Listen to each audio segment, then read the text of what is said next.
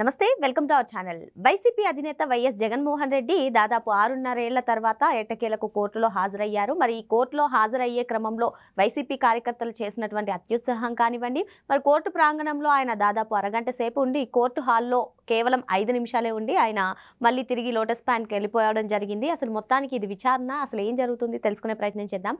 దీన్ని విశ్లేషించడానికి మనతో పాటుగా ఉన్నారు ప్రముఖ ఆర్థిక, రాజకీయ, సామాజిక విశ్లేషకులు అరిసిమెల్లి శ్రీనివాస్ గారు. నమస్తే సార్. నమస్కారం అండి. జగన్మోహన్ రెడ్డి గారు ఎట్టకేల 6.5 ఏళ్ల తర్వాత కోర్టు మెట్లు ఎక్కడం జరిగింది. మరి ఆయన వచ్చే క్రమంలో వైసీపీ కార్యకర్తలు చేసినటువంటి హడావుడి కానివ్వండి, ఈవెన్ కోర్టు ప్రాంగణంలో కూడా 2029లో రప్పా రప్పా అంటూ ప్లకార్డులు చూపించడం, జగన్మోహన్ రెడ్డి గారు అయితే కేవలం 5 నుంచి 10 నిమిషాలు ఆ కోర్టు హాల్లో ఉండి వెళ్ళిపోవడం. ఏంటి సార్, దీన్ని అంతటిని కూడా ఏ విధంగా చూడాలంటారు? అంతని ఏ రకంగా చూడాలంటే, తన అధికారంలో ఉన్నప్పుడు తన అధికారాంతానికి ఏ రకంగా బాటలు వేసుకున్నాడో తను జైల్లోకి వెళ్ళిపోవడానికి మార్గం సుగమం చేసుకుంటున్నాడని అనిపిస్తుంది నాకు. ఎందుకంటే ఏ నాయకుడైనా ప్రజల్లో ఒక రకమైన సానుకూలతను తెచ్చుకోవాలి, సానుభూతిని సంపాదించాలి ఒకవేళ ఎక్కడ కష్టం వచ్చినప్పుడు. ఇతను ఆ సానుకూలతనే ఆ అకౌంట్లో ఉంటుంది కదా, డబ్బు నీ అకౌంట్లో 10,000 ఉందనుకో, 10 రోజులు ఖర్చు పెట్టుకుంటే రోజు 1000 ఖర్చు పెట్టుకోవచ్చు. ఒకే రోజు ఖర్చు పెట్టేస్తే 10,000 అయిపోద్ది కదా.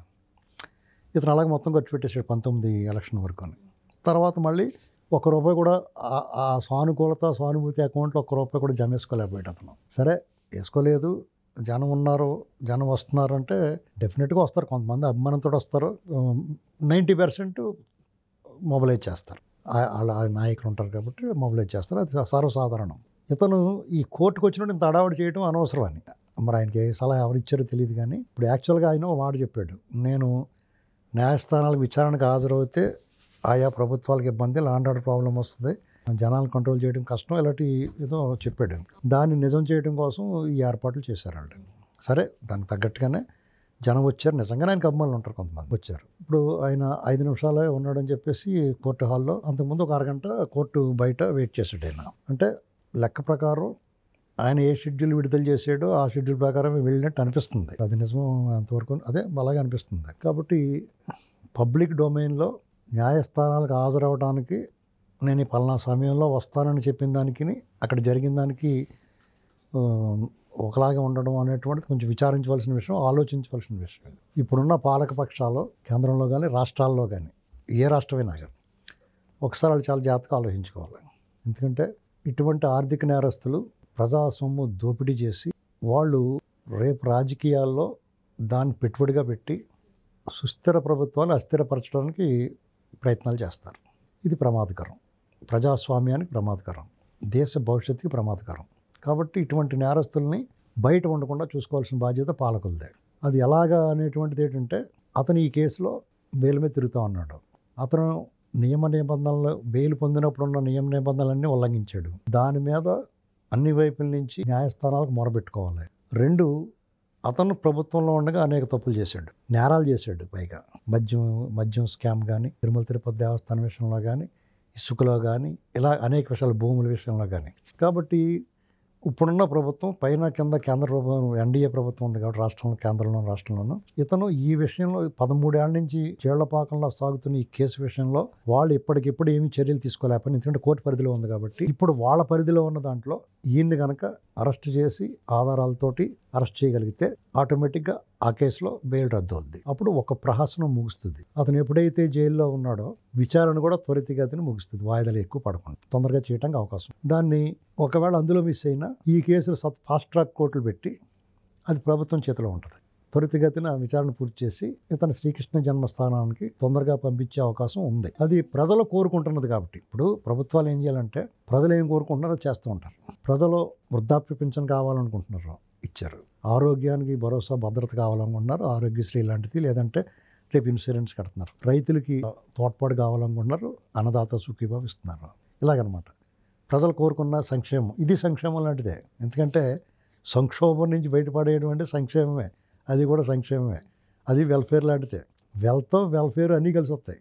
ఇలాంటి వాళ్ళు లోపలికి వెళ్ళిపోతాయి. ఆ భయం పోతే మనిషికి. ఇప్పుడు జగన్మోహన్ రెడ్డి ఇంక రాడు, ఇతను జైల్లో శిక్ష అనిపిస్తున్నాడు అనేటువంటి భావన వచ్చిందనుకోండి, పెట్టుబడిదారులు కానీ, అధికారులు కానీ, ప్రజలు కానీ స్వేచ్ఛగా హాయిగా, ఇప్పుడు అతను అధికారంలో లేకపోయినా భయం పోలేదు ఎవరికైనా. లోపల ఏదో గుబులు ఉంది. ఇప్పుడు దయ్యం విడిచిపెట్టి వెళ్ళి ఇంట్లోకి మనం వెళ్తే ఇంకా ఏదైనా కిటికీ తలుపు గట్టిగా కొట్టుకుంటే కూడా దయ్యం ఉందేమో అనుకుంటాం మనం. అలాంటి పరిస్థితి ఉంటుంది. కాబట్టి ఇతని పట్ల ఆ రకమైన భావన ఉంది అందరికీ. కాబట్టి ఈ ప్రభుత్వం చాలా కఠినమైన చర్య అర్జెంటుగా తీసుకోవాల్సిందే. ఇప్పటికే వాళ్ళు తీసుకుంటున్నారు. వాళ్ళు ఇప్పుడున్న ప్రభుత్వం చాలా ప్రజాస్వామ్యయుతంగా ఉంది. కానీ ఈ వ్యక్తి ప్రజాస్వామ్యాన్ని గౌరవించట్లేదు. ఇక్కడ ఉంది తేడా. కాబట్టి ఇతని పట్ల ఎలా వ్యవహరించాలనేటువంటిది మనం వాళ్ళకి విడిచిపెడదాం. ఏం చేస్తారో చూద్దాం. ఇప్పటి వరకు ఉన్న కేసుల్లో మద్యం ముడుపుల కేసుల్లో ఆల్రెడీ డిఫాల్ట్ బెయిల్ వచ్చింది, అది రద్దు అయిపోయింది. ఏసీబీ కోర్టుకి వెళ్ళి ట్రై చేసుకుని రేపు ఏమవుద్దో చూద్దాం. అలాగే పరకామణి కేసులో కూడా ముందుకెళ్తారు. ఒక సాక్షిని చంపేశారు, హత్య నిర్ధారణ అయింది, అది కూడా వాళ్ళు చుట్టుకోవచ్చు. కల్తీ నెయ్యి విషయంలో కూడా వీళ్ళకి ప్రమాదం పొంచి ఉంది. ఇంకా మళ్ళీ ఏమొస్తాయో చూద్దాం. ఎందుకంటే జగన్మోహన్ రెడ్డి పట్ల ప్రజలు మళ్ళా మొగ్గు చూపరు అనేటువంటిది ఒక రుజువు వచ్చింది మనకు బీహార్ ఎలక్షన్లో. జంగిల్ రాజ్ పట్ల ప్రజలకి 20 ఏళ్ళు గడిచినా కానీ వాళ్ళలో ఆ భయం పోలా. ఆంధ్రప్రదేశ్లో కూడా అదే పరిస్థితి ఉంటుంది. ఎందుకంటే అంతకు మించిన జంగిల్ రాజ్ ఇతంది జగన్మోహన్ రెడ్డిది.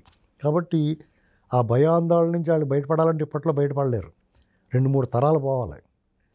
సార్ మీరు అన్నట్టుగానే ప్రజలు జగన్మోహన్ రెడ్డి గారు ఎప్పుడు అరెస్ట్ అవుతారా అని చెప్పి చూస్తున్నారు. ఈవెన్ ప్రభుత్వం పైన కూడా అసంతృప్తిగా ఉన్నారు.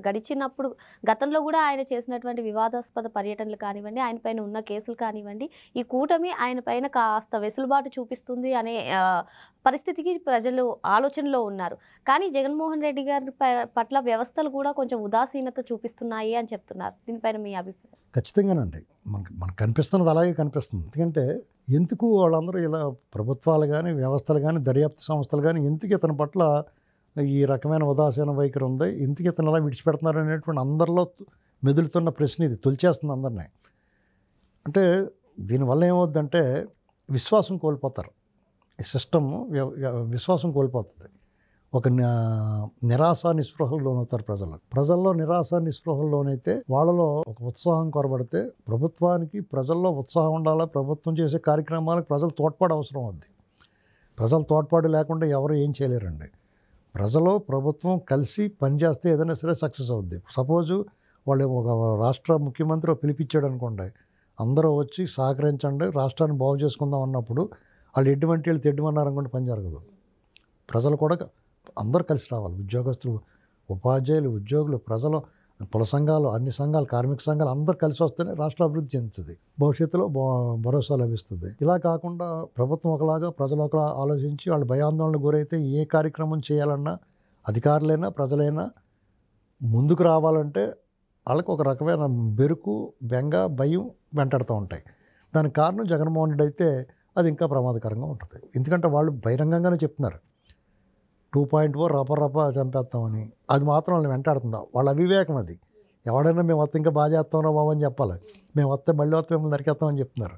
కాబట్టి వాళ్ళు ఇంకెప్పటికీ రారు అనేటువంటి దానికి అదే లైసెన్స్. ఇంక రారు వాళ్ళు.